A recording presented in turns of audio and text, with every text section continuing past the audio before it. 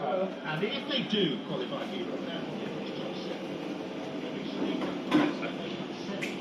So guys, meron tayong Gcash dito na card. So testingin natin dito kung pwede dito na gamitin dito sa Africa. So bibili tayo ng okay. Hi, my friend. Can you give me 5 bottle of Heineken? Yeah, 5 bottle. And then, so what time you close again? 10 o'clock. Okay. Yeah. Okay. So we use this card for the payment. Okay.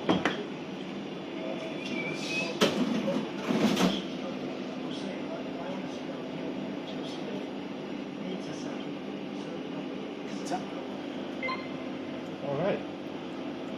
It's Easy. easy. All right.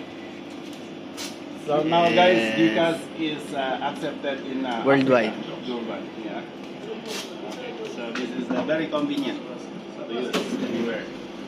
So you don't need to cash out the dollar to change money on the local. So you can use this Visa Gcash.